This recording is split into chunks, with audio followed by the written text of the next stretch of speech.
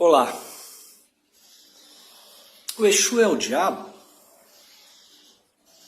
Essa é uma questão que envolve de forma polêmica as religiões brasileiras e outras religiões e a sociedade, pelo menos parte dela de uma forma geral.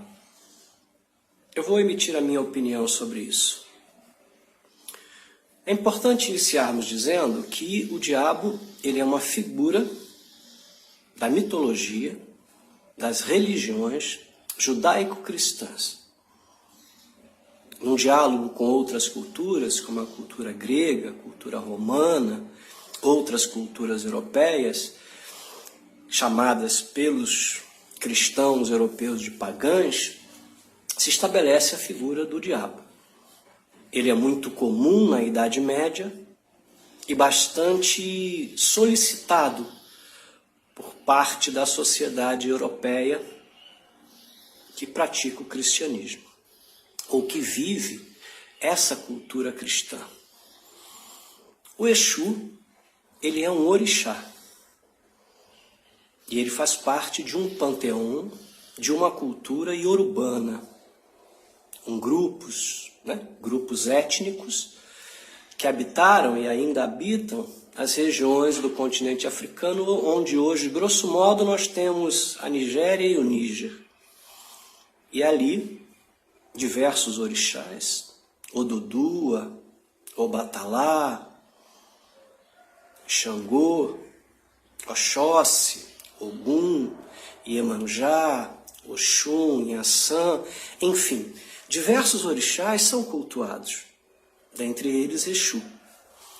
É possível que no contato dos europeus com os africanos, no final da Idade Média e início da Idade Moderna, os europeus tenham observado algumas características de Exu que remetiam ao diabo cristão. Por exemplo, seu caráter trickster, ou seja, zombeteiro, brincalhão, com gargalhadas, com uma certa ironia na forma de ser. Por um outro lado, o seu caráter sexual, Exu é um mensageiro, Exu é um elemento da reprodução, então ele tem como símbolo, um dos seus símbolos, um falo, um pênis, com as duas bolas do saco escrotal, que fazem parte da sua indumentária. E como a sexualidade europeia ela era bastante conturbada na abordagem cristã, vista com muitos senões e muitos porquês e muitas limitações, e a presença nesse espaço muito forte do diabo, onde ocorriam os processos de abusos, talvez nesse sentido os europeus tenham visto de forma etnocêntrica, ou seja, olhando com a sua cultura, a cultura do outro, coloca então um personagem dos seus mitos religiosos na cultura do outro.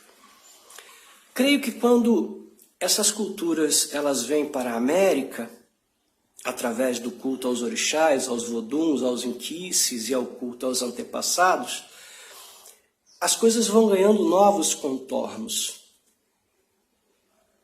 O orixá Exu continua sendo um orixá, mas na figura, no lugar desses antepassados, chamados de uma forma geral catiços, surge a figura do Exu Espírito. Esse se aproxima muito mais da figura do diabo. E eu diria mais do que se aproxima. Ele toma para si alguns dos elementos do diabo. Eu acredito que a percepção da força desse personagem europeu, do poder que esse personagem tem,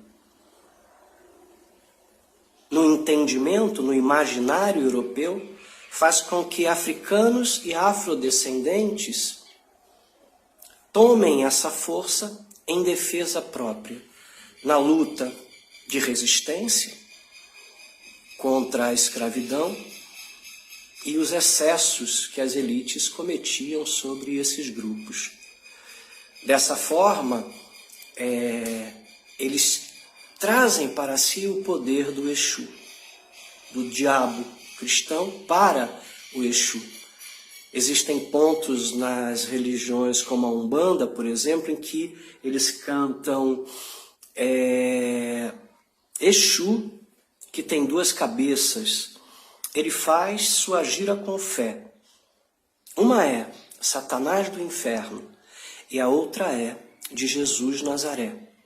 Ou seja, nós observamos nesse e em muitos outros pontos os elementos dessa cultura cristã do diabo absorvidas numa forma de armas de resistência, de luta contra a situação de oprimido. Então eu vejo 2 situações distintas. Uma, quando se cultua o Exu, Orixá, estamos falando, e a busca dos praticantes do candomblé nesse sentido é muito clara, estamos falando do Orixá. Quando estamos falando do catiço, aí estamos falando dessa figura mais sincretizada. Nesse sentido, muitas casas de Umbanda buscam não cultuar Exu. Muitas vezes, apenas no início das suas sessões, fazem um canto para Exu, e eu já vi casos em que nem isso acontece. Mas em muitas outras, a figura do Exu ela é mais destacada, chegando a ser prioritária, chegando a ser a mais importante dentro das casas religiosas. É o que eu penso sobre esse encontro do diabo cristão com o Exu africano e o Exu catiço brasileiro. Fiquem bem.